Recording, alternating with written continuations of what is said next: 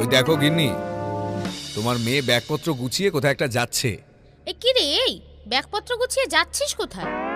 উফ mom dad, এখন দেখছি তোমরা সবকিছু ভুলে যাচ্ছ। তোমাদের বয়স হচ্ছে, গ্রেনুলিয়া খাও।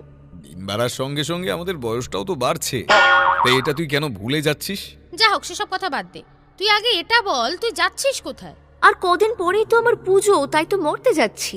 ওহো, আমরা তো একেবারে ভুলেই গিয়েছিলাম। তা কবে ফিরবি শুনি? উফ, এখনো যাওয়াই হলো না আর তোমাদের ফেরার চিন্তা শুরু হয়ে গেল। দূর, ভাল লাগে না।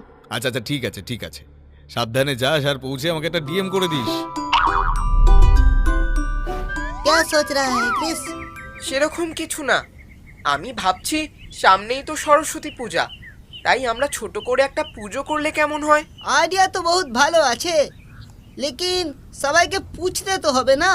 হ্যাঁ, তো জিজ্ঞেস কর, অসুবিধা কি আছে? अरे वो देखो, निशा पुष्पा ऐसे गए। और क्या होगा? क्रिस बोल रहा था इस साल सरस्वती पूजा করবে। হ্যাঁ, তো এতে দিক্কত কোথায়? তো আমরা এখানে বসে সময় নষ্ট করছি কেন? সময় মাত্র 2 দিন, এদিকে কত কাজ বাকি আছে বলতো।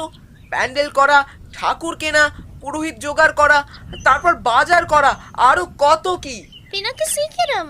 হে ভগবান, এরা আবার শুরু করেছে। बच्चे विलम्ब करिए बिना जाओ। আরে তোরা কি বলছিস? কিছু বুঝলাম না। তোকে আর বুঝতে হবে না, তুই চল, बहुत काम बाकी আছে। क्या हो रहा है? আমরা সবাই সরস্বতী পুজো করব বলে ঠিক করেছি, কিন্তু তুই কোথায় ছিলি? আসতে এত দেরি করলি যে? এক প্লেটে 3টে পরোটা, আনলিমিটেড তরকারি, একটা সেদ্ধ ডিম, এক টুকরো পেঁয়াজ, একটা কাঁচা লঙ্কা, 30 টাকা, মাত্র 30 টাকা, যাতে একটা ট্রেনের টিকিটও হয় না।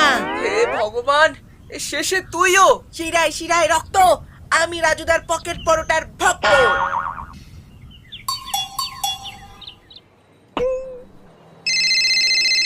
বলো ড্যাড। কিরে, মর্তে ল্যান্ড করেছিস?